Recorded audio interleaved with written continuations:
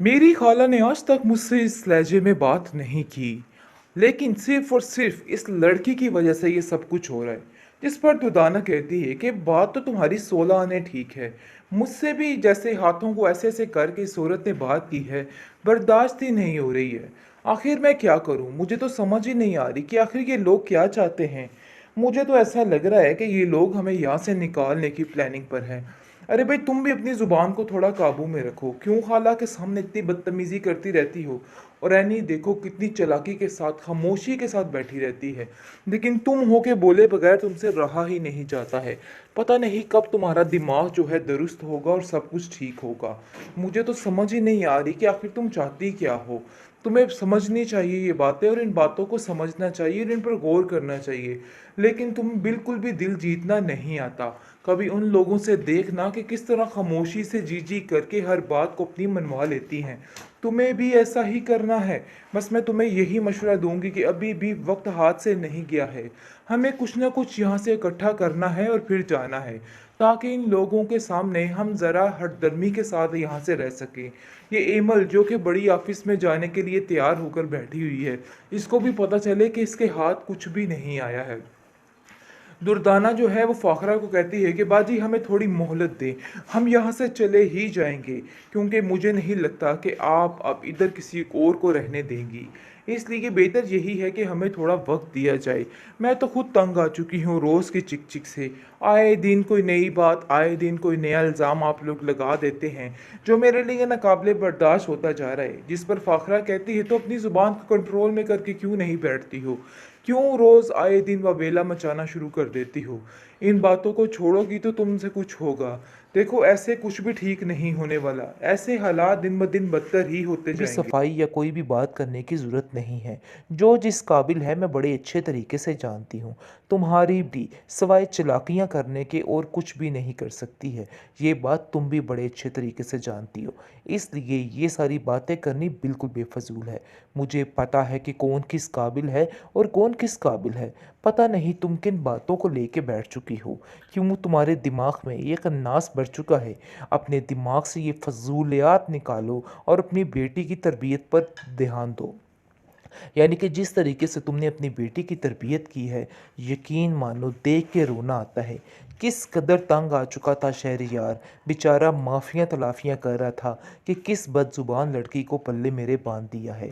अरे इसकी तरबियत करो। मैं तो इसकी खाला हूँ जिसकी वजह से कुछ नहीं बोल रही और बर्दाश्त करती जा रही हूँ। लेकिन कल कला किसी और के घर जाएगी तो ज़िल्लत भरी ज़िंदगी तुम्हें भी देगी और ख़ुद भी लेगी। इसलिए ये बेहतर यही है कि इसके दिमाग को दुरुस्त करो और इसके दिमाग का ख्याल रखो, क्योंकि मुझे नहीं लगता कि ये लड़की ज़्यादा चल बस सकेगी। मैं तो खुद तंग आ चुकी हूँ इस लड़की की इन बिन से। ये लड़की आए दिन कोई ना कोई नया तमाशा करके घर में करके फसाद डलवा देती है। और वैसे भी मुझे अफ़ान ने हर बात इसके बारे में बता दी है कि इसके अगले जो मामलात हैं वो कौन से हैं और ये लड़की क्या करना चाहती है। भाई देखो, इन कामों में उसको बोलो पीछे ही रहे, और मैं कतई माफ़ नहीं करूँगी। मैं एक पल नहीं लगाऊंगी इसको इस घर में बाहर निकालने के लिए। अपनी बेटी को बोलो कि अपना दिमाग दुरुस्त कर ले, क्योंकि मुझे नहीं लगता कि इसका दिमाग ठीक तरीके से चल रहा है। जिस पर दुर्दाना उस पर पर्दा डालती है और कहती है कि नहीं नहीं, बस वो शहरयार की टेंशन की वजह से ये सब कुछ कह रही है। अभी ताज़ी ताज़ी तो बात है। देखिए ऐसा ही होता है। आप दिल पे उसकी बातों को मत लें, दिल में ऐसी बातें मत लाएं। ऐसा कुछ भी नहीं है।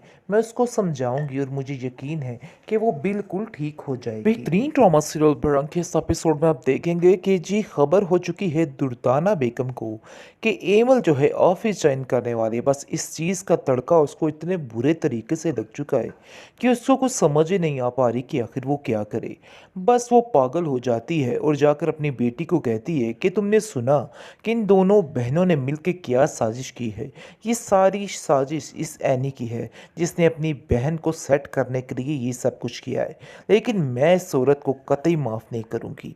मैं बाजी से कह के रहूँगी, अगर एमल ऑफिस ज्वाइन कर सकती है तो आयमा क्यों नहीं।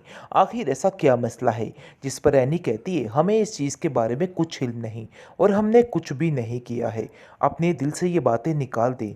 जो किया है आपकी बहन का अपना मामला है। उन्होंने अपनी मर्ज़ी के मुताबिक ये सब कुछ किया और वैसे भी एमल ने अभी इस चीज़ का फ़ैसला नहीं किया और ना ही वो इस बात के लिए राज़ी थी। आप बिला वजह पहले ही टेंशन लेके बैठ रहे हैं। पता नहीं वो क्या करती है और क्या नहीं करती।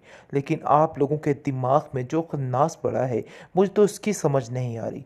पता नहीं क्यों एमल के पीछे हाथ धो के पड़ चुके हैं आप लोग। आगे से वो कहती है कि एमल कल तक तुम्हारी भी दुश्मन थी। शायद ये तुम चीज़ भूल रही हो और अभी भी उसके दिल में तुम्हारे लिए कोई एहसास, कोई प्यार नहीं है। जिस पर वो कहती है कि मैं इन बातों से अब दूर ही रहना चाहती हूँ।